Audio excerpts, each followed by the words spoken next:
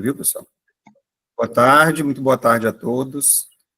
17 horas, agora 1 minuto, agora no dia 29 de março de 2025.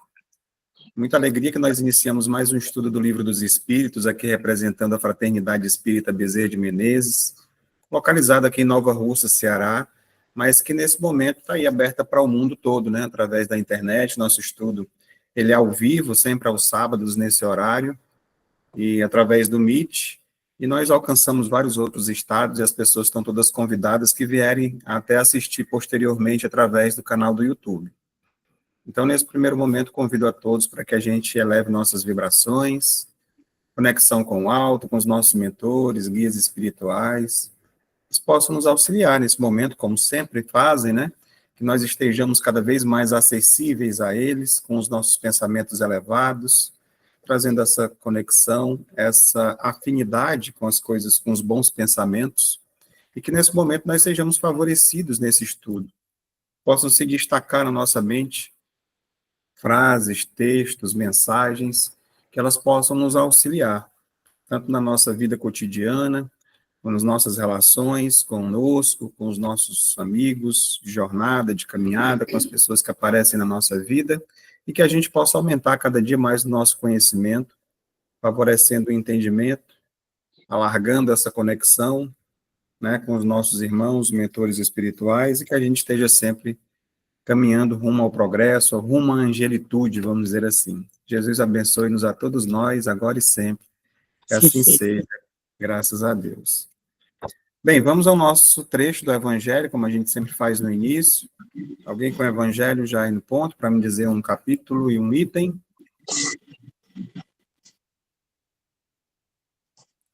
Nádia? Sim. Pode falar, por favor. Ninguém pode, capítulo 4. Ninguém pode ver o reino de Deus se não nascer de novo. E o item é o 25, necessidade da encarnação.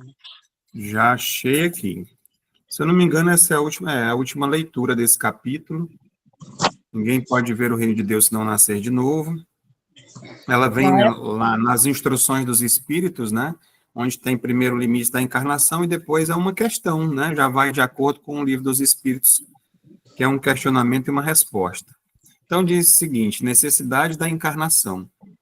A encarnação é uma punição e não há senão espíritos culpados que a ela estejam obrigados? Resposta: a passagem dos espíritos pela vida corporal é necessária para que possa cumprir, com a ajuda de uma ação material, os desígnios cuja execução Deus lhes confiou. Ela é necessária a eles mesmos, porque a atividade que são obrigados a desempenhar ajuda o desenvolvimento da sua inteligência.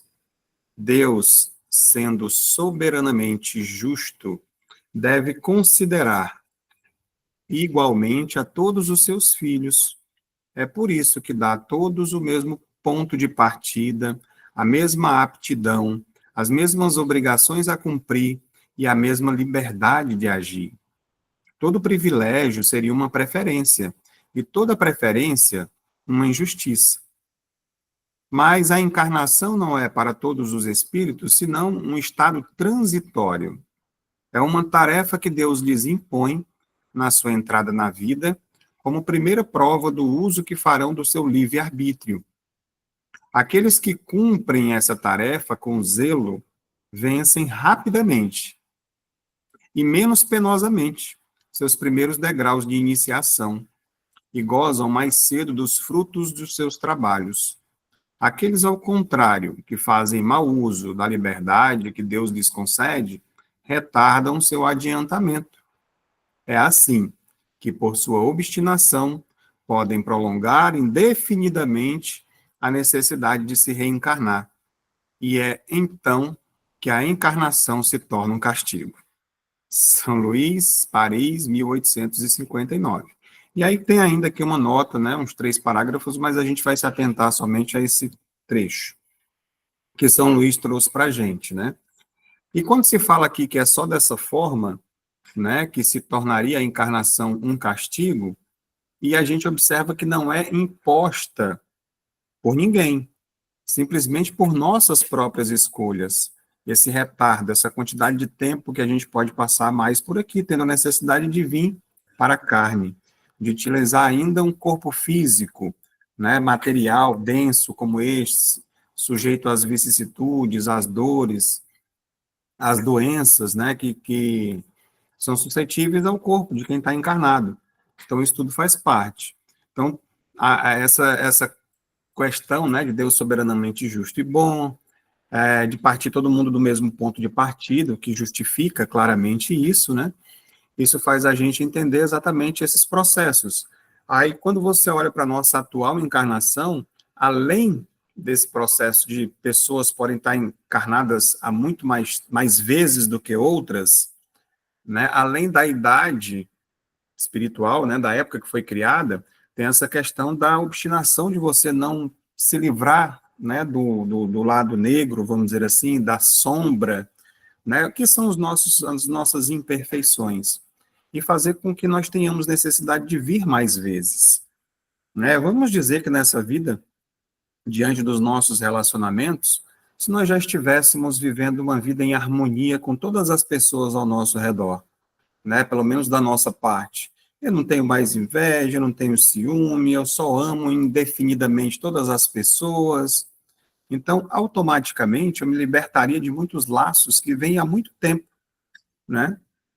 E às vezes até outra pessoa não libertou ainda, mas quando há esse processo mútuo, né, do não perdão, das mágoas, do rancor, do ressentimento, automaticamente eu estou marcando, né, um encontro com essa mesma pessoa na próxima vida. Automaticamente eu tenho que voltar para reencarnar, porque todas as coisas que são realizadas aqui na carne têm a necessidade de pagar aqui na carne. Evoluímos também no mundo espiritual? Sim, com certeza. A evolução também acontece lá. Mas as coisas que nós precisamos realizar, que nós fizemos aqui, que nós plantamos na semeadura, a necessidade da colheita também aqui. Então, por isso que tem aquela frase que diz, né? Antes de vir trazer aqui a tua oferta, volta, reconcilia-te com teu adversário, e depois você vem trazer tua oferta. Então, um dos maiores motivos de nós estarmos aqui encarnados dentro desse processo de evolução é exatamente esse, de reconciliar, de aprender, de evoluir. Como é que eu aprendo a questão da caridade? A ser benevolente com todos, se não tem todos. Tem que ter pessoas, tem que ter relacionamentos. Como é que eu aprendo a ser indulgente? Com quem? Com outras pessoas, compreendendo, entendendo as suas dificuldades, as suas imperfeições, como elas são, e perdoar as ofensas do mesmo jeito. Né? Primeiramente, eu tenho que me permitir me magoar para poder perdoar. E assim, né, se sucede todos esses procedimentos que tem a necessidade. Então, se nós estamos aqui dessa necessidade de encarnar, como diz, né, ou de reencarnar, que é o nosso caso já, quantas e quantas vezes nós já viemos, né? E exatamente são as nossas escolhas, quando ele fala bem aqui, que é através do livre-arbítrio. É o que faz a gente acelerar o nosso processo. Então, vou procurar aqui para a gente finalizar essa história, dar um exemplo que às vezes você não vem programado, a gente vem com um pacote, né, para ser resolvido nessa vida. Afinal de contas, como costumo dizer, a conta vem parcelada, não tem condições da gente pagar tudo de uma vez só. Então, de repente, a gente vem programado para essa vida para pagar 12 parcelas, né, dessa dívida, vamos dizer assim. E aí eu já me encontro em condições, né, acelero o meu processo evolutivo, procuro aprender, praticar o bem da melhor forma possível que a gente vem aprendendo, e aí chega lá no final, eu já paguei essas 12 parcelas. E aí eu ainda fluido vital com capacidade de pagar mais. E aí me antecipam algumas parcelas que seriam da outra vida. Ah, vamos mandar aqui mais umas 4 parcelinhas para ele, né? Então, a vida, por isso que às vezes eu estava até uma pessoa, hoje estava lembrando aqui, de uma frase que eu falei, né, que a felicidade não é deste mundo. Eu falei assim, mas veja o que tem depois disso também, tá? né? Não é só você ficar lamentando da vida e tudo, e dizendo, realmente a felicidade não é desse mundo, aqui é um local de sofrimento, essa coisa toda, né? Então, até nisso, quando a gente cumpre, pode estar vindo mais coisas que são dolorosas, aparentemente, para a nossa vida, né? São as provas, as expiações que nós temos necessidade ainda de parcelar, e aí vem a dor e o sofrimento também, mesmo a gente tendo cumprido nossas tarefas.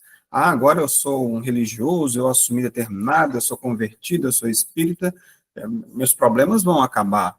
Muito pelo contrário, a gente passa a compreendê-los. A questão da dor e do sofrimento, nesses casos.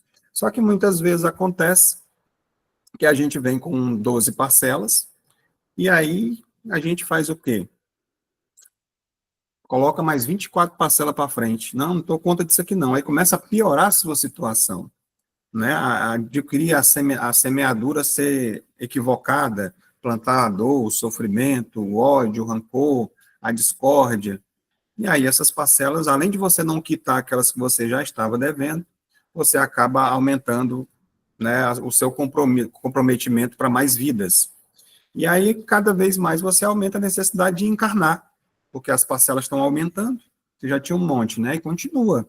E aí, encerra-se o ciclo de um planeta como esse agora, né, que foi dito que 2/3 serão exiladas, a separação do joio do trigo.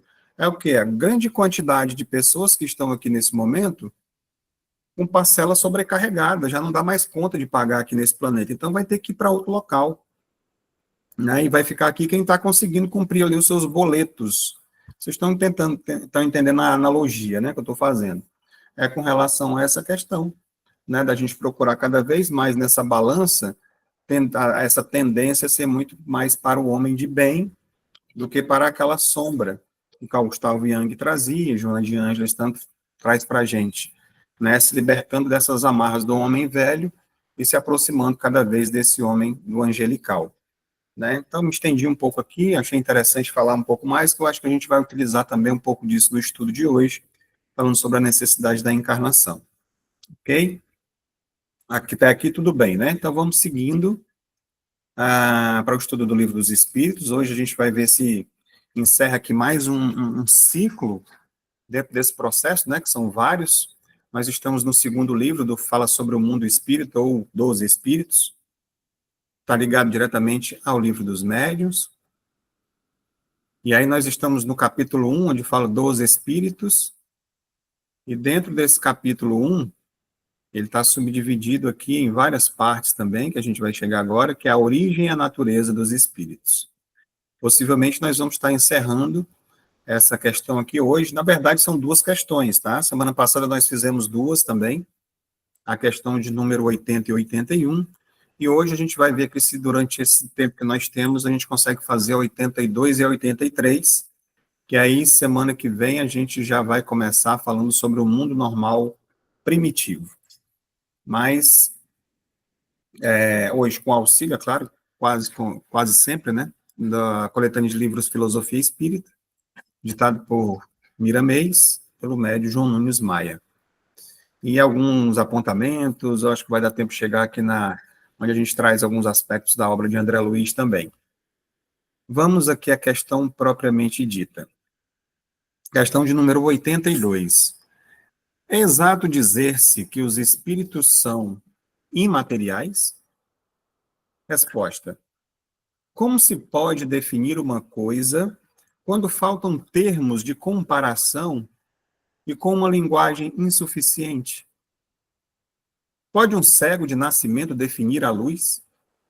Imaterial não é o termo, e corpóreo seria mais exato, pois deves compreender que, sendo o espírito uma criação, deve ser alguma coisa. É a matéria quintessenciada, mas sem analogia para vós outros, e tão etérea que não pode ser percebida pelos vossos sentidos. Né? Então, mais uma vez, essa questão de que nos falta ainda evolução para entender um pouco mais sobre essa questão. E ele traz, né, dessa ideia de imaterial, matéria imaterial, para incorpóreo, né? a questão dos espíritos, de não ter, vamos dizer assim, um corpo, né? Como utiliza-se, deixa eu acionar aqui mais uma vez o laser, né? Incorpóreo, quer dizer, não tem um corpo, mas, de certa forma, tem uma matéria, né? Isso vai lembrando para a gente também dessas muitas verdades espirituais que vão surgindo. Muitas vezes a gente vê, dizendo, essa semana ainda ouvi um vídeo dizendo que o espiritismo ele explica tudo. Na verdade, nem tudo. Mas esse tudo ele é relativo. Tudo que nós precisamos para nós evoluirmos nesse momento, nós temos as respostas. Que muitos outros que não bebem da mesma fonte, não se permitem, pelo menos, beber, não têm porque não querem, mas estão disponíveis já, né? Para que a gente possa... Mas o que você está querendo dizer com isso, Cláudio? Por exemplo, a codificação espírita, o livro dos médios, por exemplo, que está diretamente relacionado ao estudo que a gente está fazendo, ele não veio para os espíritas. Ah, eu vou aqui, vamos codificar, né, trazer aqui essa coletânea de livros, vou lançar para uma nova religião que está surgindo. Não foi assim que a coisa aconteceu. Ela veio para a humanidade, mas foi acolhida por religiosos também, se institucionalizou e acabou se tornando, de certa forma, uma religião. Mas você imagina, se como um livro filosófico, né, por exemplo, o livro dos Espíritos, fosse acolhido, se não fosse contra interesses, né, de determinados segmentos religiosos, um livro dos médiuns como esse, como eu estou dizendo, seria muito mais fácil de um entendimento, por exemplo, de quando você vai pisar na cabeça da serpente, expulsar demônios em determinadas religiões. Você tivesse o conhecimento do livro dos médiuns, você teria uma interação com a questão espiritual de forma diferente, não deixando de ser católico, nem evangélico, nem qualquer segmento. Mas com técnicas, são livros que trazem técnicas de como você lidar com a questão da espiritualidade inferior, que seja, que existe do outro lado. Né? Não ficaria, de certa forma, ainda com essa venda com relação a isso. E a pessoa não se tornaria espírita. Seria, no caso, né, a ideia, o evangélico ou o católico que seja, com conhecimento do livro dos médiuns, utilizando-se dessa ferramenta para auxiliar as pessoas que lá estão. Seria muito mais fácil esse entendimento, assim como todo o resto. Né? Então, facilitaria esse processo. Então, nós temos já o acesso a esse conhecimento que está disponível para a gente, mas às vezes a gente quer saber muitas coisas a mais. Volto a dizer, a necessidade de uma humildade, de certa forma, intelectual, né? Porque a nossa percepção ainda é limitada devido à nossa condição, inclusive humana. Né? Quando estamos mergulhados, como foi dito no Evangelho, em mais uma encarnação, muita coisa é esquecida, como a gente já ouviu falar, ela fica no subconsciente. É um percentual muito pequeno de lembranças, de aptidões, de coisas que nós trazemos para essa vida. Então, muita coisa fica ali escondida. Quando nós nos libertamos do corpo físico, da matéria, a gente volta a ter uma determinada expansão de conhecimento, de entendimento das coisas. Quando nós nos reencontramos no mundo espiritual, principalmente quando já estamos mais desenvolvidos, evoluídos, né? Nesse estágio aqui, ainda existe muito apego, né? Muitos sentimentos que nos mantêm presos e ainda todo mundo que tem medo ainda, né, dessa questão do umbral, que não entende, é normal, é uma passagem. Todos nós já fomos e voltamos e vamos novamente, provavelmente, de acordo com as nossas necessidades e merecimentos, se é assim que a gente pode dizer. Então, vamos seguir aqui adiante, inclusive pegando um trecho do próprio livro dos médiuns. Né? No livro dos médiuns, Kardec esclarece que o espírito não é um ser abstrato, mas que possui um envoltório semimaterial chamado perispírito.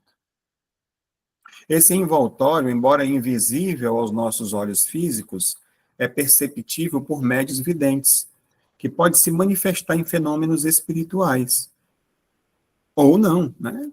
Vamos dizer assim, não necessariamente trazendo esses fenômenos espirituais para dentro de uma casa espírita, mas pode estar vendo, né, como um fenômeno ali que se materializou, ou não, com o terceiro olho. Então, o perispírito também explica como os espíritos podem interagir com a matéria, tornando-se visíveis ou produzindo efeitos físicos. É claro que, voltando para esse raciocínio anterior, o que Kardec traz para a gente aqui são espíritos que estão diretamente relacionados ao mundo como o nosso, porque essa informação foi trazida para cá, né? Provavelmente isso aqui não vai para um mundo, como a gente já viu em outras oportunidades, de espíritos puros ou angelicais, porque lá já não tem mais esse envoltório que a gente está vendo aqui, como próprias escrituras falam sobre a segunda morte, né? Então, isso aqui é direcionado para esse tipo de conhecimento nosso aqui, né? Que esse envoltório, que é o perispírito chamado, que nós estudamos bastante aqui na nossa casa, né? Aprofundando nos nossos trabalhos de desobsessão complexa, né? Então, a gente vai entrando mais nesse tipo de conhecimento e tendo um entendimento mais aprofundado sobre isso. Mas é exatamente isso que vai se perder posteriormente. Esse perispírito que está sendo citado aqui, quando a gente evolui em determinado processo, não tem mais a necessidade, né? Você, na verdade, vai perder o corpo físico, vai ficando ele, e quando acontece a segunda morte, você vai ficando cada vez com os corpos mais sutis dentro desse processo. Então, vamos já aqui, ainda, né, tem um comentário, na verdade, de Kardec, ainda dentro dessa pergunta do Livro dos Espíritos. E Kardec diz o seguinte: dizemos que os espíritos são imateriais, porque, pela sua essência, diferem de tudo que conhecemos sobre o nome de matéria. Um povo de cegos careceria de termos para exprimir a luz e seus efeitos. O cego de nascença se julga capaz de todas as percepções pelo ouvido, pelo olfato, pelo paladar, pelo tato. Não compreende as ideias que só lhe poderiam ser dadas pelo sentido que lhe falta. Nós outros somos verdadeiros cegos com relação à essência dos seres sobre-humanos. Não os podemos definir senão por meio de comparações sempre imperfeitas, ou por um esforço da nossa imaginação, vamos dizer assim, né? Então, nós temos essa necessidade ainda desse entendimento, porque, devido às nossas limitações, é que acontecem determinadas comparações, inclusive. Por exemplo, o espírita, quantos não são eles que acham que o nosso lar é como se fosse um céu? A pessoa morreu, então vou para o nosso lar.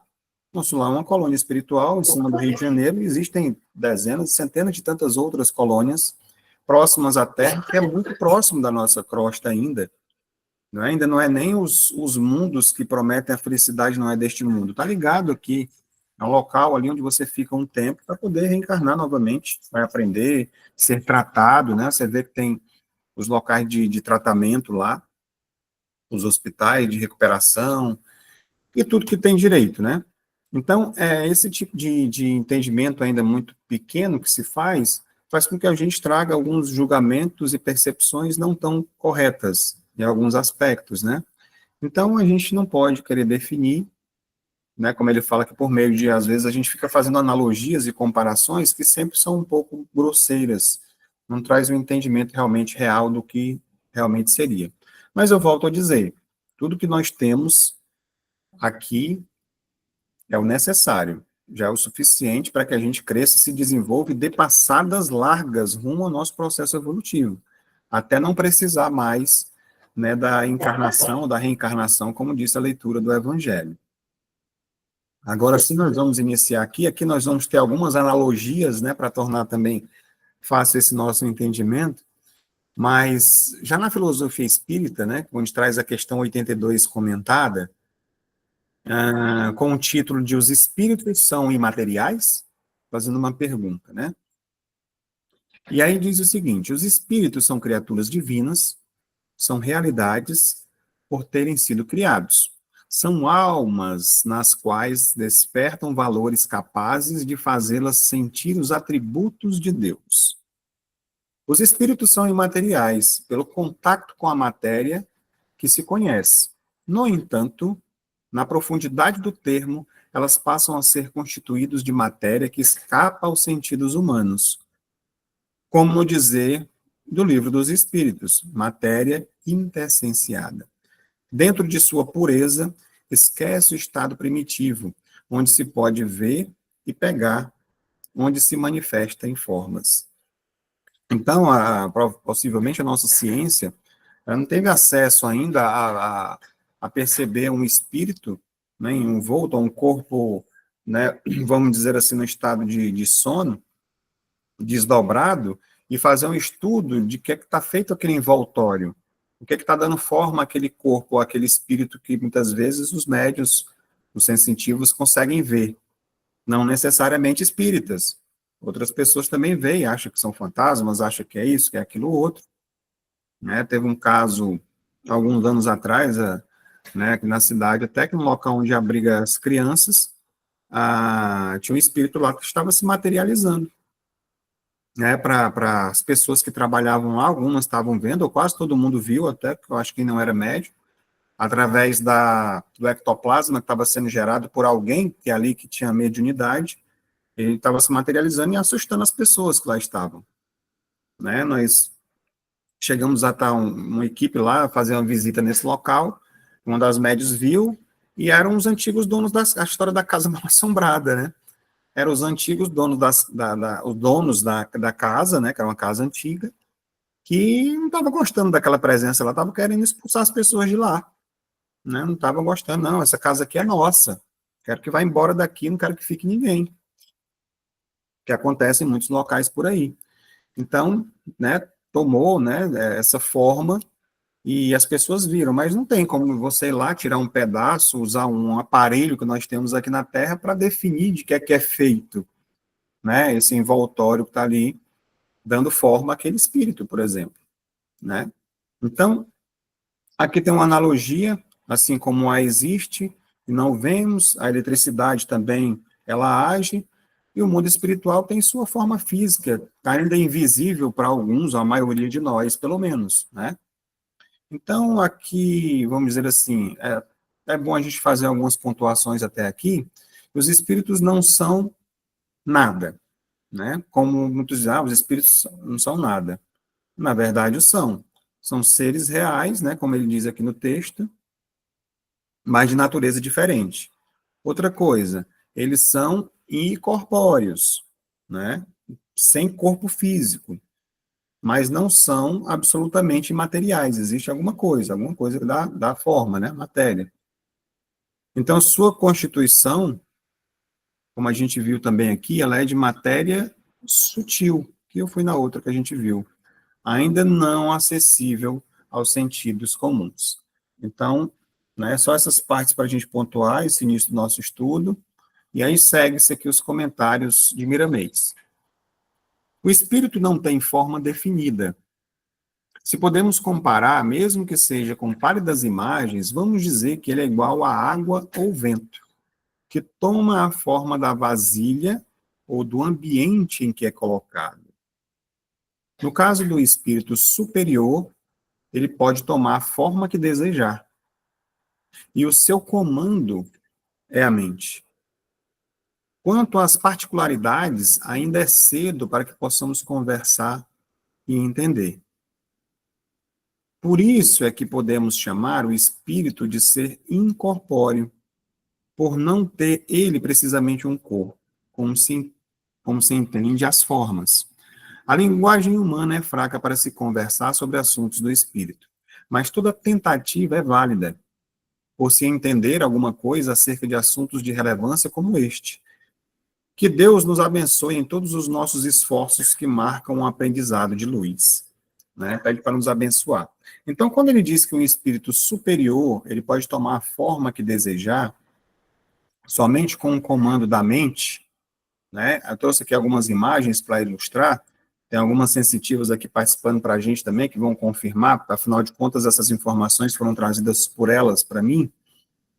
Não nesse caso aqui, né? Porque o espírito aqui está mostrando como se tivesse uma forma, né, humana, mas, na verdade, aqui é para exemplificar a questão de que o espírito, ele é luz, né? Ele é uma luz.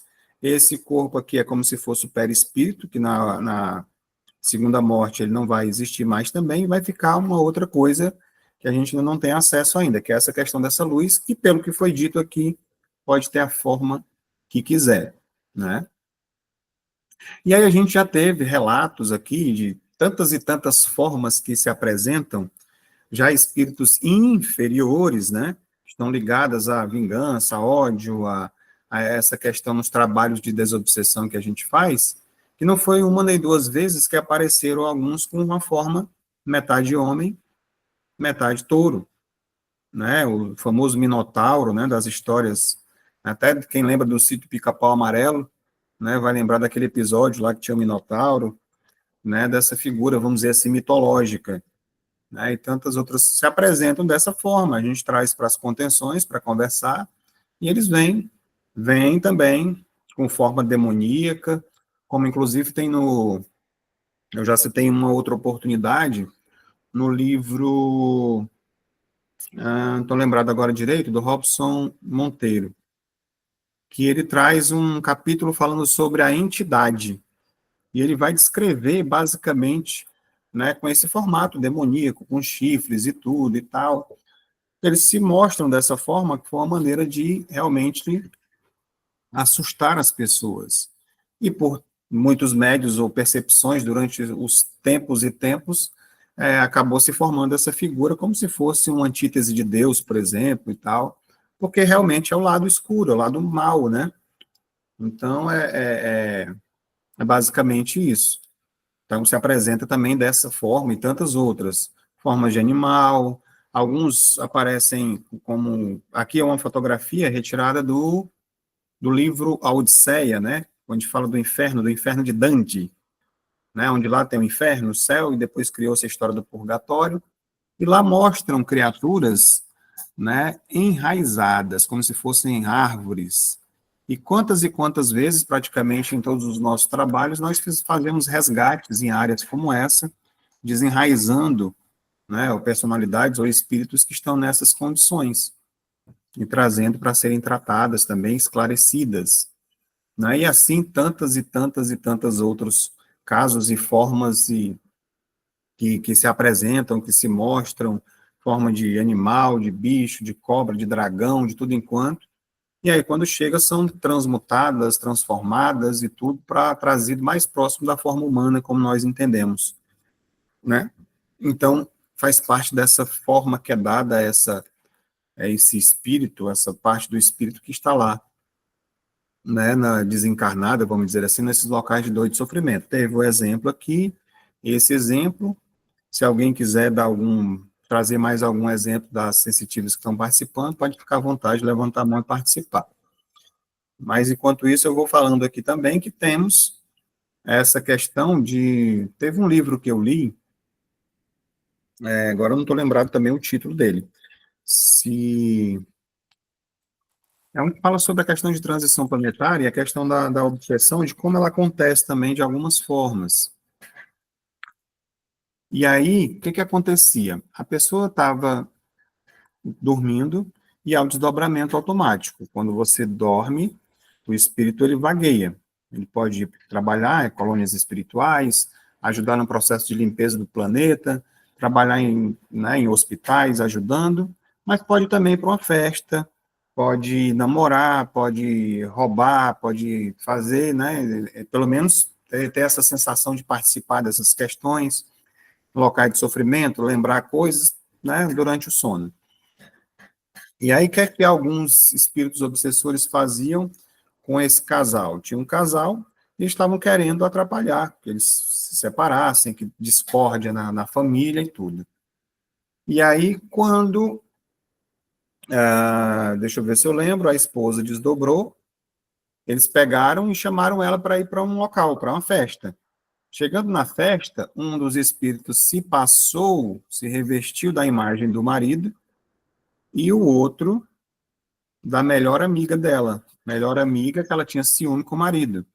E aí, quando ela chega lá no local, os dois estão se beijando, né? E ela vai e vê aquela situação toda durante o sono. Quando ela acorda, porque geralmente os sonhos são muito reais, né, ela tem a sensação de que estava sendo traída. E fica com aquela pulga atrás da orelha, começa haver desavença e discórdia dentro de casa com o marido. Né? Então, essa imagem foi basicamente para trazer essa ideia de que eles podem se revestir também de formas, né, e se mostrarem, né, esses mais, né, pseudo-sábios, esses mais intelectuais, desenvolvidos, conseguem fazer transformações para poder facilitar o processo obsessivo deles. Né? E um desses livros que eu li mostra essa situação, se não me engano, um dos livros do André Luiz Ruiz, né, que é o autor do livro. Então, seguindo adiante, então recorremos sempre a imagens para melhor sermos entendidos, mesmo que sejam as mais simples. Vejamos a massa de trigo para o preparo do pão, no processo de fermentação. Assim é a matéria quintessenciada nas mãos do Criador. Antes era um todo, depois, o próprio tempo a separou em individualidades que Deus achou conveniente. Qual a massa que se transmuta em pães? Individualizada, porém carregando a mesma essência da vida e da vida maior. Então, como ele está dizendo aqui, né, separou ali, a massa é uma só, separou, só que dão pães separados. Tanto é que um pão vai para uma casa, outro pão vai para outra, tem fins diferentes, um recebe um tipo de recheio, o outro não, por aí vai. Então, ganham-se as suas individualidades sendo retiradas do mesmo local. Então, eu diria que, diante dessa analogia, a gente pode fazer algumas reflexões sobre isso, porque essa fermentação, por exemplo, da massa que é feita, ela poderia ser esse processo de transformação interna, né? Vamos dizer assim que o fermento seria esse princípio inteligente, assim como o fermento faz a massa crescer, essa centelha divina que há dentro de todos nós, né? Nos faríamos crescer também, no sentido de evoluirmos. O tempo que leva nesse processo, né, dessa evolução, até porque essa massa ela não vai virar pão imediatamente, né? Ela precisa descansar, ela precisa se modificar. Da mesma forma que os espíritos também se individualizam no tempo através dessas experiências reencarnatórias que nós temos, o tempo que precisa para que isso aconteça, não é? E ninguém é criado pronto, na verdade, como nós vimos, né? Nós partimos do mesmo ponto de partida, mas temos a necessidade de crescer, então não somos criados prontos. Assim como o pão precisa do calor também, do tempo para poder assar, o espírito precisa das experiências para também amadurecer. Então, quando ele vai atingindo um certo grau de pureza, né, poderia se dizer que vai se tornando um pão espiritual, né? À medida que vai se, né, mais ou menos assim, nutrindo o quê? A sabedoria, né, o amor, né, os espíritos superiores, como eles fazem com a gente? Eles vão nos alimentando disso. E aí me veio, através dessa fala, o que é que Jesus falou? Eu sou o pão da vida. Deu direitinho para fazer aqui essa analogia, né? Porque Jesus usou para simbolizar isso como um alimento da alma, né? Então, se nós somos pães em preparo, nós ainda não somos o pão da vida, mas já podemos, de alguma forma, oferecer algumas migalhas para as pessoas que chegam perto da gente. Uma migalha de quê? De conhecimento, de amor, de entendimento, de perdão. Nós ainda não temos isso na nossa essência, de forma pura, a ponto de dizer eu sou o pão da vida, como Jesus o disse. Afinal de contas, por isso que ele é o nosso modelo, o nosso guia, né? Então, ainda dentro dessa reflexão, a gente pode pensar qual o tipo de fermento que nós estamos utilizando na nossa vida. Será que, e se a gente utilizar o fermento do ódio, do rancor, do ressentimento, do orgulho, do egoísmo, a massa não cresce, né? Vai ficar ali, estagnada. Mas quando a gente usa o fermento do amor, aí essa massa vai crescendo, ela se expande e ela alimenta. E a gente cria a capacidade de alimentar muito mais. Então foi interessante essa colocação aqui do Espírito Miramês, que deu para a gente trazer bastante reflexões com relação a isso, né? A esse entendimento do aproveitamento que nós estamos agora. Então, De que forma eu estou crescendo, eu estou desenvolvendo, eu estou fermentando a minha vida nesse momento atual, agora que nós nos encontramos? Até que ponto eu estou oferecendo alimento às outras pessoas?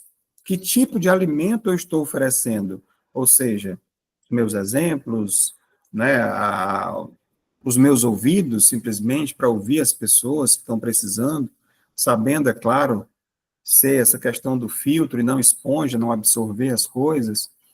Então, tudo isso faz parte do nosso processo de crescimento, né, até que a gente possa se tornar esse alimento da alma aí puro, vamos dizer assim.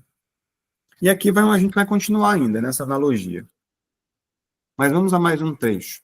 A massa fermentada, destacada em pedaços, vai ao forno quente, no sentido de tomar uma feição de alimento saudável. Assim é o espírito individualizado. Vai ao calor das bênçãos do Pai Celestial, para que a razão se expanda no tempo e no espaço, garantindo a sua personalidade, que caminha para novas conquistas, conscientizando-se de tudo e sentindo a necessidade de libertação, conquistando a si mesmo e assistindo no palco da consciência ao desabrochar dos valores inerentes da sua própria vida. Muito bonito. Então, aqui a gente vai voltar para essa história do pão. A massa fermentada, destacada em pedaços, vai ao forno quente.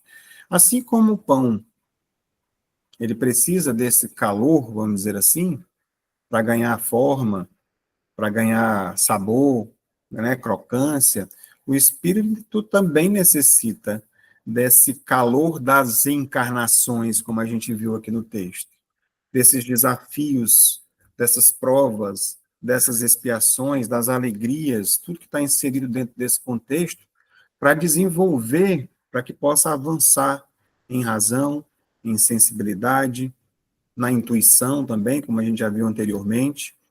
Então, porque para poder esquentar, precisa ali ter um fogo por trás disso, né?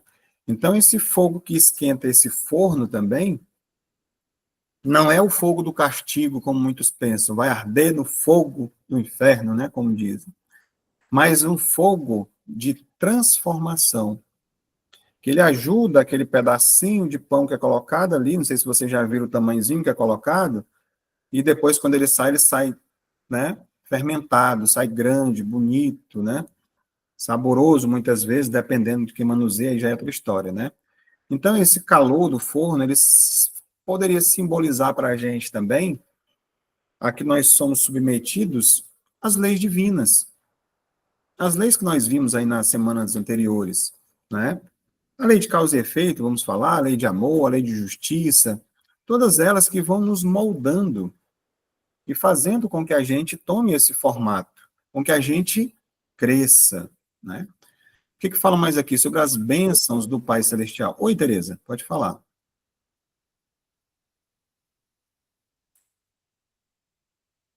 Você levantou a mãozinha, quer falar alguma coisa? Sim. É você fazendo essa analogia aí do pão, e eu aqui pensando, né, que eu faço pão. Então, o pão, se você, no momento certo, você não assar, como você vai botar no forno, o que vai acontecer? Ele vai murchar, ele vai perder o efeito do fermento, entendeu? É por aí. Isso seria o que? O tempo das coisas. Se a gente não Isso. aproveita as oportunidades, aproveitando já o que a Tereza falou também, é assim que a gente fica, murcho, É, estagnado, não avança, não segue adiante, não aproveita a oportunidade de crescer.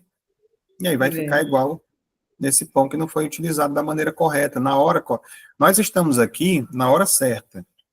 E a maioria de nós, como diz André Luiz, não nos tornamos completistas, nos tornamos esse pão que não aproveita a oportunidade, que murcha. Que não aproveita, por exemplo, a questão dos talentos. Vem com 5, aí a gente fica olhando por 2 que o outro tem, ou o outro vem com 2, fica olhando para o outro, que o que o outro tem, e não desenvolve os seus próprios talentos. Eu não estou aqui para superar outras pessoas, mas para superar a mim mesmo, dentro do meu processo. Então, se eu vim com um talento, eu preciso pelo menos dobrá-lo, né, desenvolvê-lo e aproveitar essa oportunidade desse crescimento, e não o contrário, né? a dividir mais débitos nesse processo. Mais alguma coisa, Tereza, aí? Queria falar? Não, tá tudo ok, é só isso mesmo que eu quero acrescentar. Acrescentou, foi muito bom. Então, quando ele fala aqui sobre essas bênçãos do Pai Celestial, né, elas não são relacionadas à questão da graça, bênção ou graças, mas, na verdade, elas são oportunidades que nós recebemos de crescimento, mesmo quando são doloridas, dolorosas. Tudo é aprendizado. Tudo faz com que a gente se mexa, com que a gente cresça. Então, essa expansão que acontece, inclusive vamos trazer isso para a questão da razão, nesse tempo e no espaço, o pão ele aumenta de volume dentro do forno. E o espírito expande a sua consciência através das vidas que nós temos, né, desse processo de reencarnação. Então, uma encarnação pode ser 1 minuto dentro do forno, ou 1 segundo, vamos dizer assim. É um pequeno processo, ele não vai, a gente não vai, dentro dessa encarnação aqui, já merecer o céu, como muitos acham. Já merecer ir para os mundos angelicais e felizes. Há muito tempo até chegar lá. Muitos processos de idas e vindas. Então, a gente vai ficar muito tempo ainda passando por esse processo do forno, do crescimento. Né? Um espírito que foi egoísta, por exemplo, em uma vida, ele pode assar no forno da solidão na outra. Vai ficar sozinho. Fica, de certa forma, isolado. Para entender a valorizar mais o amor, a deixar de ser egoísta. Não é só para a gente entender, claro que, como sempre diz, as analogias não são perfeitas, mas traz para a gente assim, uma amplitude, muitas vezes, no nosso entendimento. Então, o que dessa forma nos individualiza? Se tudo é tirado do mesmo local, né?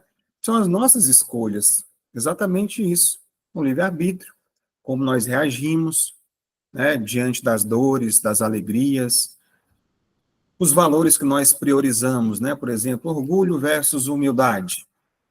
Tem no Evangelho, ódio versus perdão. Isso é uma batalha diária dentro da gente de como a gente lidar com as situações e com as pessoas. Até que ponto eu sou caridoso realmente, eu acolho, eu sou sincero com as pessoas, ou na maior parte das vezes, eu sou egoísta. Tudo que eu tenho é para mim, Deus deu para mim, eu fiz tudo porque eu conquistei tudo, é tudo meu, tudo emprestado. É claro que você também não vai pegar o que você conquistou e sair dando tudo para todo mundo, fazer, né, o exemplo de São Francisco e sair com a roupa do corpo procurando ajudar as pessoas. Hoje a gente precisa ter condições para manter, mas a gente sabe que nem, né, a caridade ela não está simplesmente em dar, mas está em acolher as pessoas. Se eu tenho condições de acolher pessoas, de ajudá-las nos seus processos, eu vou, por que não, fazer isso, né? Então, o pão está pronto. Quando é que o pão fica pronto? Acho que a Teresa vai saber dizer também. Eu acho que quando ele não está mais grudando no recipiente, quando ele se liberta, né? Quando ele está soltinho ali, não está mais grudando a massa. O pão fica ali, tanto é que ele vira assim, o padeiro vira e sai o pão todinho, cai lá dentro do cesto, né? Como a gente vê acontecendo nas padarias. Então, ele se liberta, perde aquele grude ali. Da mesma forma que o espírito também busca se libertar das ilusões da matéria, do apego, da vaidade, muitas vezes, né, desse sofrimento que a gente passa, que é autoimposto por nós mesmos, através das mágoas que a gente não deixa, né, que são muitas vezes persistentes. Quantas delas a gente diz, experiência própria, que eu já perdoei, mas às vezes, quando fala, você ainda sente um desconforto? Não perdoou, tem coisa para ser trabalhada ainda nesse sentimento, né, para ser transformado dentro de si, para que realmente esse perdão seja verdadeiro, da nossa ignorância, como a gente está vendo aqui, né, sobre a questão espiritual, muitas vezes, cara, quantas pessoas negam a imortalidade, né, tivemos agora, nós como espíritas também negamos tantas coisas, né, não acreditamos, de repente, não buscamos conhecer um pouco mais, mas essa questão da imortalidade, da vida após a morte, dificulta Ainda nós tivemos a oportunidade de fazer uma reunião mediúnica agora, só para dar como um exemplo. Na quinta-feira, na última quinta-feira de cada mês, a gente faz uma reunião mediúnica, onde a gente abre como é que se diz, esse pronto-socorro espiritual para receber os espíritos que desencarnaram e não têm conhecimento ainda, que morreram, permanecem por aqui. Né? Cada vez mais tem diminuído essa população, mas ainda é muito grande. Então, ali tinha um grupo que tinha passado por um acidente de ônibus, era um grupo dos nossos irmãos evangélicos.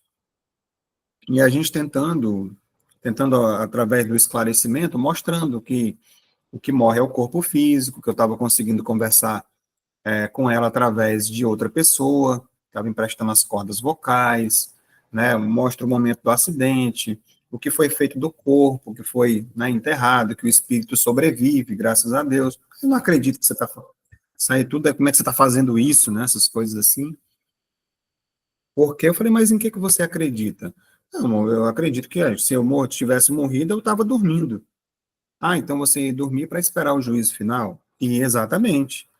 Então, para você ver a força que tem as crenças, as coisas que a gente acredita, como nos afetam aqui e também no mundo espiritual, né?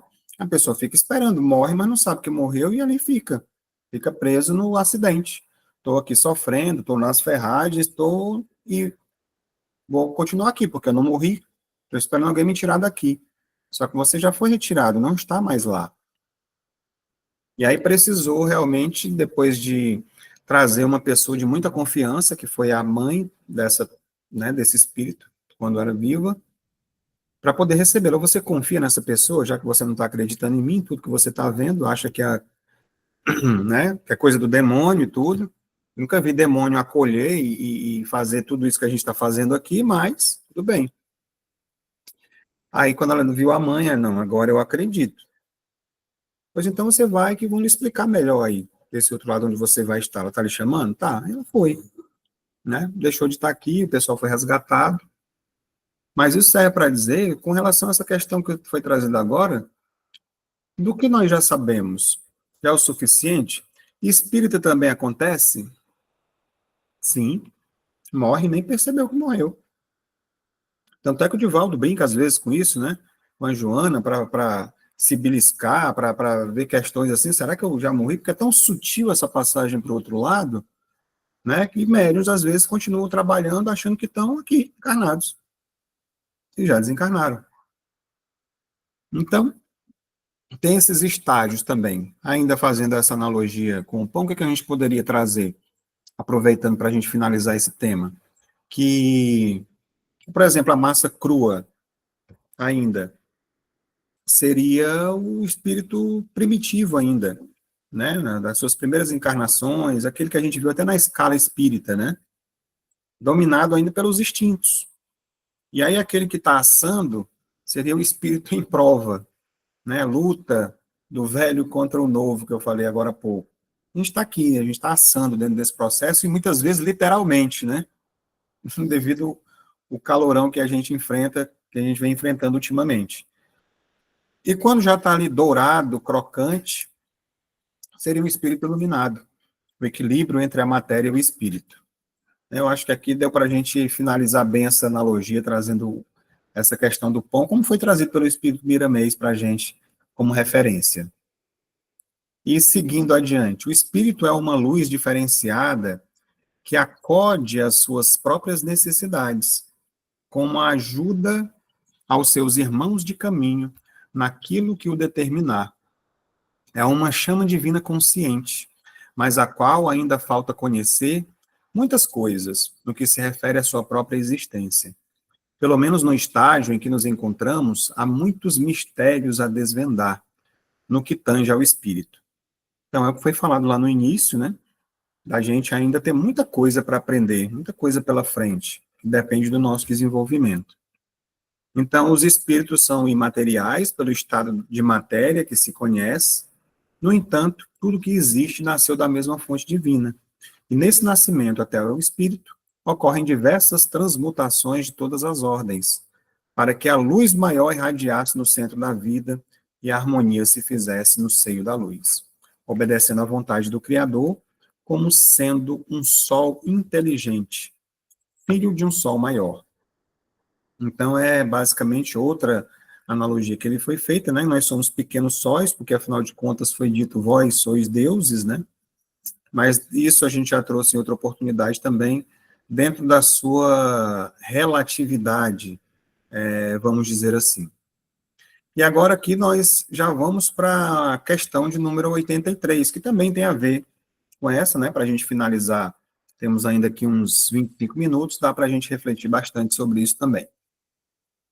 Questão de número 83, que por sinal, uma das maiores até agora, se não a maior. Mas a questão inicial é o seguinte: os espíritos têm fim? Já que mostrou aqui o início, né, que são criados ali e tal, está perguntando se tem fim.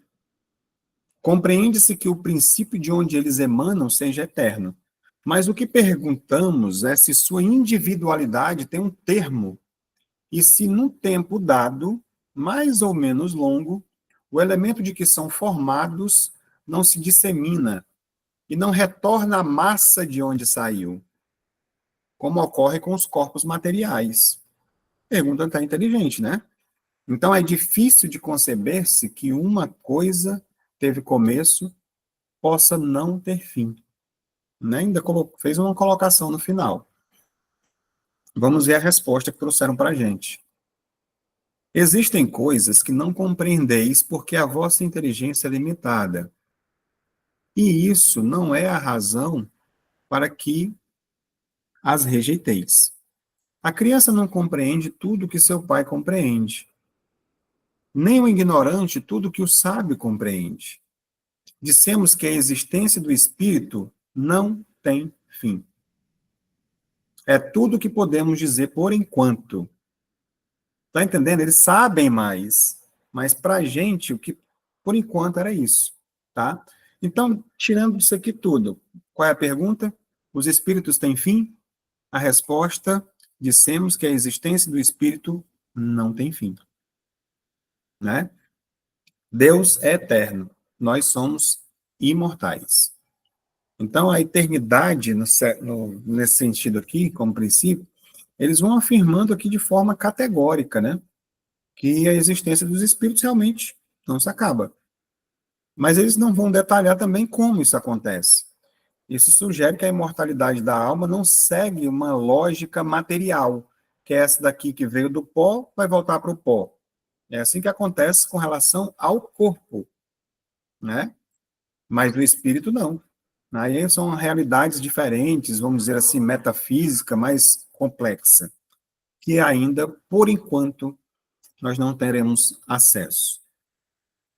E aí, eis que, inicialmente, já partindo aqui, né, para a questão, até esqueci de mudar ali, tá? Questão 83 comentada já. Os espíritos têm fim? É sobre isso. Então, inicialmente, reafirmamos que o espírito encarnado sofre grandes limitações no que concerne à capacidade de maior entendimento. Isso daqui, para quem está acompanhando o estudo já há algum tempo, não é novidade para nós, né? Principalmente sobre a vida espiritual. Bem, também nós sofremos como espírito fora da carne, incapacidade de responder a determinadas perguntas feitas pelos homens. Nem tudo nos é dado a saber. O conhecimento sempre acompanha o crescimento espiritual, e é uma lei de equilíbrio em favor das próprias criaturas. Olha como isso aqui é bacana. O conhecimento sempre acompanha o crescimento espiritual. E é uma lei. Então, à medida que a gente cresce, que a gente evolui espiritualmente, o conhecimento vai chegando.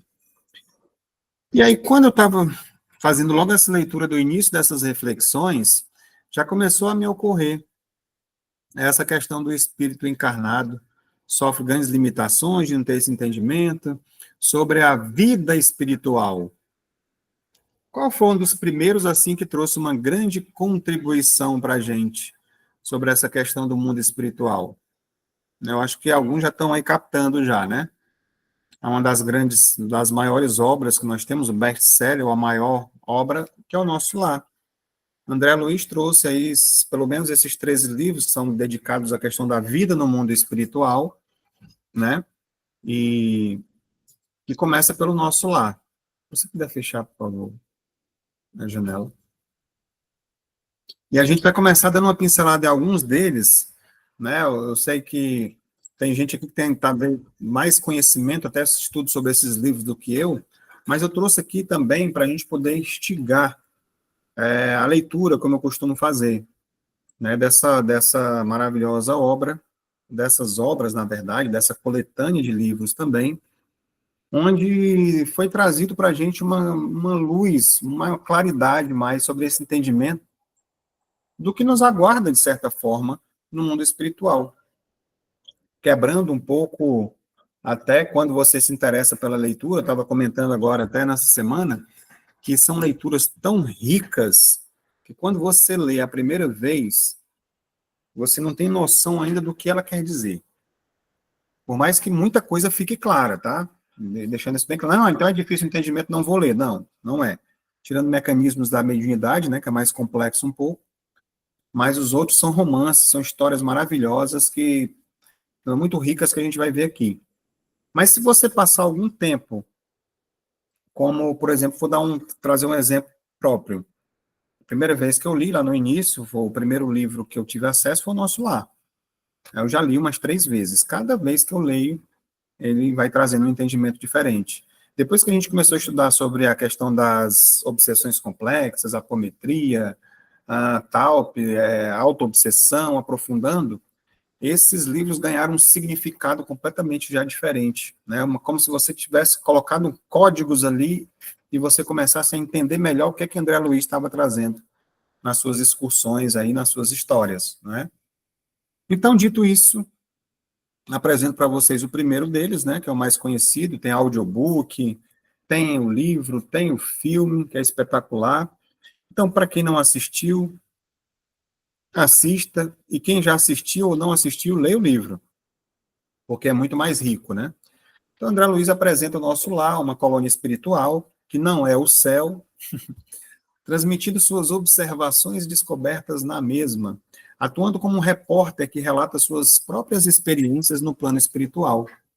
E sua narrativa destaca o encontro com a própria consciência, com uma maior surpresa diante da morte carnal. O livro nos permite, de certa forma, entrever o que poderá estar à nossa espera após abandonarmos o corpo carnal pela morte física. Lembrando, o que poderá, não é regra.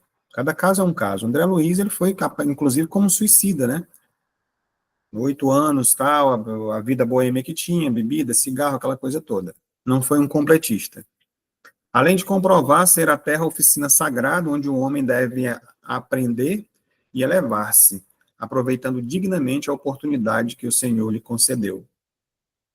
Eu diria que se você, inclusive, com o filme, que é mais raso, se você assistir nessa semana que vem assistir de novo, na outra semana assistir de novo, em todas as vezes você vai tirar um aprendizado, ou aprendizados diferentes, diante de tantos ensinamentos que eles trazem, sobre apego, sobre a questão do perdão, né, do amor, dessa questão do apego dos familiares que ficam, do sentimento que te coloca num umbral, de repente, assim, um simples pensamento, você passa, né, para um local de sofrimento, da necessidade de você, inclusive aconteceu na mediúnica também, de você lembrar de Deus, né, a gente atendeu um que tinha fumado bastante, né, eu perguntei se ele tinha parado no local de sofrimento, ele disse que sim, e aí eu fiz a pergunta lembrando de André Luiz, eu falei, e o que foi que fez com que você saísse desse local de sofrimento? Porque eu pedi a Deus que me tirasse daquele sofrimento. Então, foi a mesma coisa que aconteceu com o André Luiz. Fez uma prece, pediu a Deus, né? Pediu pelo resgate, pela ajuda, pelo auxílio. E muitas vezes a gente está aqui passando por dificuldades, dor e sofrimento, e a gente não lembra, não tem a humildade, ou pelo menos não tem o hábito, de fazer uma prece, de pedir ajuda que me mostre o caminho para me sair desse momento que eu estou de sofrimento, de dor, de escuridão, de não estar enxergando as coisas com uma certa clareza. Então foi bem pontual. Não foi sugestivo, perguntei, foi isso que o tirou de lá. que conseguiu resgatar e chegar numa casa espírita para receber os esclarecimentos que precisavam para seguir para uma colônia, que não necessariamente, provavelmente, não foi nosso lar, mas foi uma outra colônia espiritual, onde foi ser tratado, atendido, esclarecido, assim como André Luizio foi nessa colônia. Então, já viram o filme, assim como também o livro Os Mensageiros, né, que foi chamado de Nosso Lar 2, né, aproveitaram um nome que já tinha feito sucesso, é claro, né, e aí utilizaram-se Nosso Lar 2, Os Mensageiros, que é um livro também, todos eles são, né, na verdade eu vou ficar falando, chovendo numa olhada, falando que é um livro sensacional, extraordinário, todos são. Então aqui já revela essa questão da morte física, para quem não assistiu também, assista, leia, a questão da vida no mundo espiritual, que ela tem, né, esse processo evolutivo, vai relatar as experiências de vários espíritos que se reencarnam com trabalhos programados, inclusive, né, as pessoas vêm para fazer os trabalhos, então necessários aos seus próprios aprimoramentos, como a gente vê na questão do livro da vida, a gente vem com esse compromisso muitas vezes, e não o assumimos, dificultando, inclusive, trazendo mais dores para a nossa trajetória. Ah, Cláudio, como é que eu faço para descobrir isso? Né? Isso está dentro da gente, a gente, na verdade, já sabe, mas muitas vezes não quer. Quem de nós não veio para cá com o compromisso de amar o próximo? Todo mundo, para começar, nem que seja o próximo. E daí parte, você vai sentir essa necessidade, né? Vai perceber a sua sensibilidade e vai ver que quando é oferecida essa oportunidade, mas eu não tenho talento, eu não sou médium, às vezes você acha que não é, mas tem a capacidade de fazer um trabalho, por exemplo, de um operador, de divulgar através de uma palestra, de auxiliar a casa, da forma como for. Tem gente que vai e enche os copinhos, arruma as cadeiras e está ajudando pra caramba. Você já imaginou se a gente chegasse, por exemplo, no meu caso, eu chego para fazer uma palestra, se eu tivesse que chegar lá e arrumar todas as cadeiras do centro, organizar tudo, né? Se não tivesse pessoas que fizessem tudo isso para estar pronto para quando eu chegar, só arrumar meu notebook ali, nossa, receber as pessoas que estão chegando, né, fraternalmente, dar passe, tudo o processo que acontece na casa, né? Então é uma necessidade de que não são menos importantes, porque na verdade não é o trabalho que a gente faz fora, eu estava falando essa semana, não importa o tanto que você se dedique a uma casa espírita, seja o que for, se você não fizer a sua própria transformação, o trabalho dentro de você. Esse é o grande ponto.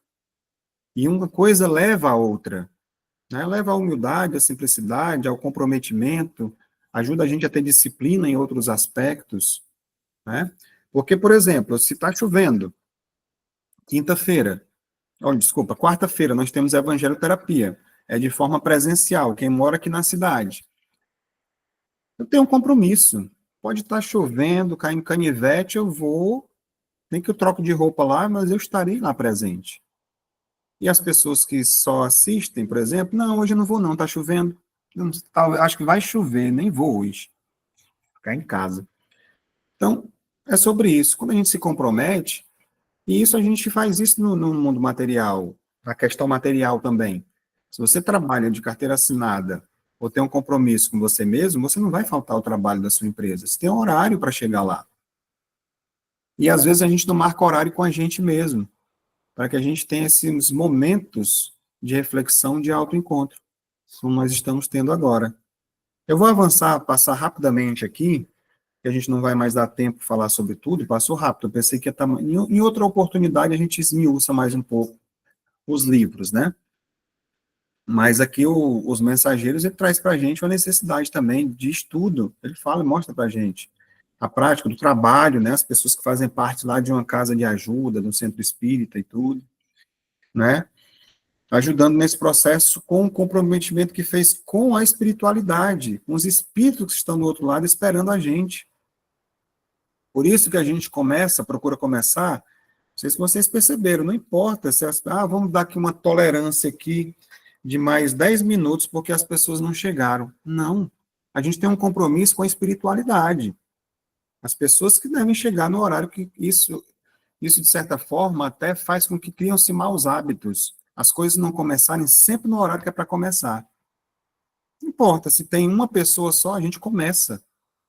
Porque tem, né, a espiritualidade tem os trabalhos deles também, e eles nos acompanham, né, os mentores nos auxiliam, participam, trazem espíritos, como os próprios livros do André Luiz mostram, para participarem de momentos como esse com a gente também.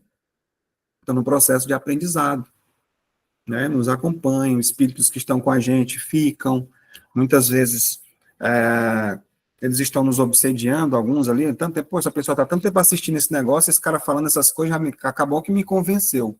E aí tem a equipe espiritual que acolhe, pois vem, meu irmão, fica aqui com a gente vai lhe encaminhar para um local melhor, que está lhe esperando, essas colônias, enquanto você fica aqui perdendo tempo, se prejudicando.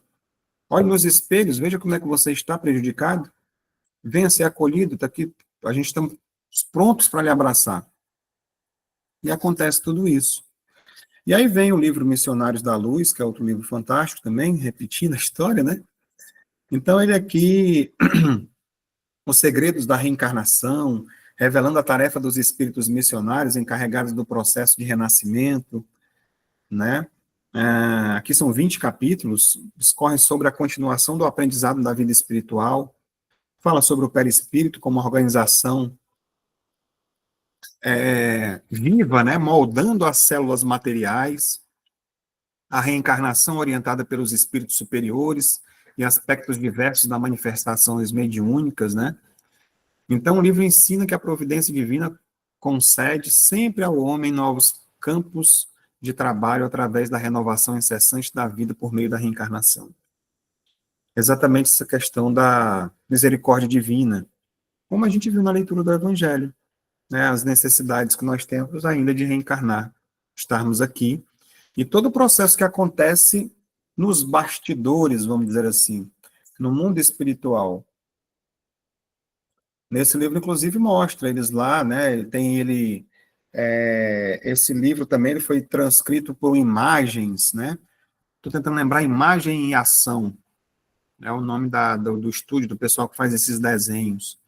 E mostra lá, eles fazendo as programações para reencarnar, que você vai nascer com um câncer aqui, você vai nascer com esse corpo desse jeito, alguns têm a possibilidade de escolher o corpo que vai nascer, algumas experiências, outros nem tanto, e aí são esse bendito livro da vida que vem com essa programação, que muitas vezes nos nossos trabalhos a gente consegue mostrar um pouquinho dele para aquele espírito ou aquela personalidade que está ali com dificuldade de entender, olha só a programação da sua existência que você tinha, e às vezes você desperdiçou, está desperdiçando, no caso de personalidade, né? E aí, poxa, se você fizer o que está no livro, olha o caminho que se abre. Então, todos nós que estamos aqui, ninguém veio para cá para fazer coisa errada. Ninguém. Todo mundo que está aqui encarnado veio com a missão, com a possibilidade de crescer, se desenvolver, evoluir, fazer as leis de Deus. Mas muitas vezes a tendência é muito forte para o outro lado. Puxa muito e a pessoa faz completamente diferente daquilo que veio programado. Porque tem um livre-arbítrio, né? Só que à medida que você vai utilizando o livre-arbítrio de forma equivocada, você vai ficando preso às consequências, né? Então, não é uma punição, aquela história, mas sim consequências. A liberdade as suas ações podem estar lhe causando uma prisão. E o corpo físico pode ser uma dessas prisões que a gente se mantém cativo, como a gente leu no início do Evangelho. Quando isso se prorroga por muito tempo, muitas encarnações se tornam castigo, mas por nossas escolhas, né? Então, passando rapidamente aqui, a quarta é a Obreiros da Vida Eterna, né? Eu não vou ter oportunidade, como eu disse para vocês, de ler todas elas agora, mas vai ficando aqui as dicas, em outra oportunidade eu prometo, de repente na próxima a gente pode começar por aqui, se vocês quiserem, né? E a gente vai ter depois No Mundo Maior, é a quinta obra também, todos eles de André Luiz, tá? Trazido por Chico Xavier, o livro Libertação, o sétimo Entre o Céu e a Terra, Nos Domínios da Mediunidade, Ação e Reação, Evolução em Dois Mundos, o livro 10, Mecanismos da Mediunidade. Esse aqui eu vou só dar uma pincelada nele, nós temos pouco tempo, porque foi um dos livros que, por falta de conhecimento no início, um dos primeiros que eu comprei. Eu comprei até dividindo com um amigo meu, quando a gente estava começando a frequentar o centro, e achei bonito nessa história, porque eu quero saber mais sobre mediunidade, deixa eu entender. E aí comecei a ler o livro e não entendi nada, ou quase nada. Foi muito complexo para o que eu tinha naquele momento ali de entendimento que eu já tinha estudado, né? Não, volte lá para o nosso lá mesmo, lá para entender o que é que acontece, tudo, porque aqui é mais complexo o negócio, né? Então, aqui, a espírita mediunidade, à luz da ciência, né? Uma coisa mais complexa. Então, oferece aos médios e estudiosos do tema os recursos para a compreensão de complexas questões da física e da fisiologia, que inteligentemente vão sendo relacionadas com inúmeros aspectos da mediunidade. Então, realmente, só por aqui você já tira, né? E aí, depois, agora que a gente, com um aprofundamento, com esse entendimento, agora dá para ler o livro tranquilamente. E já não digo até que eu entendo tudo, mas eu acredito que eu tenho um entendimento agora lendo esse livro. Aquela coisa que eu disse para vocês, no início você tem uma visão, depois você vai tendo outra mais diferenciada, né? Principalmente nesses processos de que a gente trabalha hoje com desobsessões mais complexas. Então, é sobre isso. E aí, vamos, Sexo e Destino, também é um livro, eu diria pontual, né? Para a vida que nós vivemos hoje, para essa coisa da sexualidade, do sexo, de forma que nos tabus que acontecem, né? E as consequências, né, dos nossos atos relacionados a isso, né? É bastante interessante, mostra duas famílias e as interrelações que já aconteceram antes e depois, traições e tudo que acontece pelo meio, culpa e... Nossa, é fantástico, né? Então, traz assim uma luz e faz a gente pensar direito, né, nessa questão da nossa vida atual também agora. E aí o último dessa série, que é o E a Vida Continua, que no caso ele já foi, inclusive, transformado também num filme, né? Não faz parte dos mesmos autores lá do nosso lado, os Mensageiros, que já estão trabalhando a continuação. Foi outra, eu ia dizer editora, né? Na verdade, a editora é do livro, mas outro estúdio, vamos dizer assim, outro núcleo que fez, até com atores alguns um pouco famosos também que aparecem no filme também, mas é bastante interessante. Foi feito bem com custo baixo, né, e tudo, mas é um filme bastante interessante, muito bonito, por sinal, e vocês podem procurar que ele tem disponível, não sei se tem no YouTube, mas em algum desses streams por aí deve ter, né? E mostra o Ernesto e a Evelina, né? Bonito demais a história deles dois. A questão também tem uma do perdão, da reencarnação, do que o cara toma, às vezes ele está aqui subjugando, roubando tudo que é da sogra e matando ela, né? Vou ficar com tudo, né? Vou dar só aqui um exemplo para vocês. Eu estou aqui, vou casar com essa mulher, vou dar o golpe do baú, vou tomar, vou matar a véia, ficar com tudo que é dela. Quando vai lá na frente, a esposa engravida, vem a sogra como filho. E ela vai pegar tudo de volta. Vai ter que devolver tudo de novo. Vai herdar, né?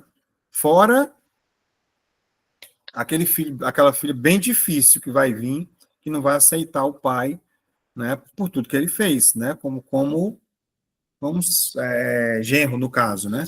Só para vocês entenderem aqui a complexidade das coisas e essas histórias interessantes como elas são. Muito bacanas da gente ver, né? Então, para a gente poder, o nosso tempo está se esgotando, foi, pelo menos para mim, passou aqui muito rápido. Eu vou para a última reflexão aqui de Miramês, né, que ele traz para a gente. Ainda sobre aquela questão da pergunta que foi feita, né?